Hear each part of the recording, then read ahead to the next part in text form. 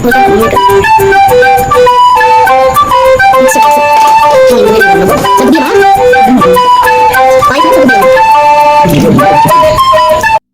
Hello everyone. ఈరోజు వీడియోలో ఆరోగ్యానికి ఎంతో మేలు చేసే, ఒంటికి చలవ చేసే తక్కువ టైంలో సేమియా సగ్బియ్యాన్ని ఎలా ప్రిపేర్ చేయాలో చూసేద్దామా.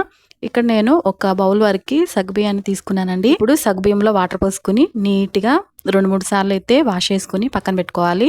మీకు టైం ఉంటే ఒక హాఫ్ అన్ అవర్ పాటు నానబెట్టుకోండి ఖచ్చితంగా. సగ్బియ్యం పాయసం అంటే ఎక్కువ ప్రాసెస్, చాలా టైం పెట్టి చేయాల్సి వస్తుంది అనేసి చేయకుండా ఉండే వారి కోసం అయితే ఈ టిప్స్ అయితే తప్పకుండా ఫాలో అవ్వండి. సగ్బియ్యాన్ని ఎక్కువసేపు నానబెట్టి చేసే అంత టైం లేకపోతే హాట్ వాటర్లో సగ్బియ్యాన్ని అయితే నానబెట్టండి. జస్ట్ 10 మినిట్స్లోనే నానిపోతాయి.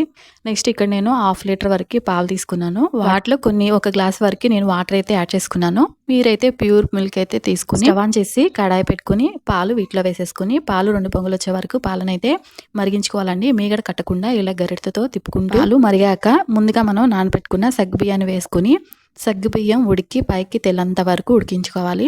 ఆల్రెడీ మనం నానబెట్టుకుని ఉంచుకున్నాం కాబట్టి జస్ట్ 5 మినిట్స్లోనే సగ్గుబియ్యం అనేవి ఉడికిపోయి పైకి అయితే తెల్తాయి. నెక్స్ట్ మరొక కడాయిలో సేమియాని కూడా ఫ్రై చేసుకోవాలి. ఇక్కడ నేను ఆల్రెడీ నేతిలో సేమియాని ఇంకా జీడిపప్పు కిస్మిస్లు కూడా ఫ్రై చేసుకుని పక్కన పెట్టుకున్నాను.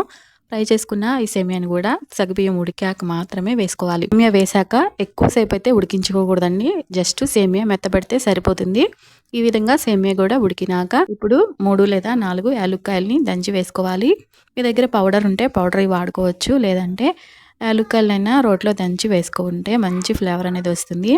ఈ విధంగా యాలకులు వేసాక ఒక 5 నిమిషాల పాటు అయితే ఉడికించుకోవాలి.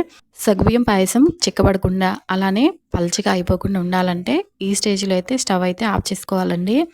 పాలు వేడిగా ఉన్నప్పుడు స్టవ్ ఆన్లో ఉన్నప్పుడు బెల్లాన్ని అయితే వేయకూడదు.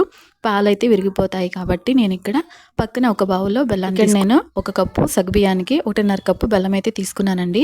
మీరు తీపి ఎక్కువగా ఇష్టపడకపోతే కనుక 1 కప్పు బెల్లాన్ని అయితే వేసుకోండి. తీసుకున్న బెల్లంలో కొంచెం వాటర్ పోసి బెల్లాన్ని అయితే కరిగించుకుని ఇలా ఫిల్టర్ చేసుకుని పాయసంలో అయితే వేసుకోవాలండి.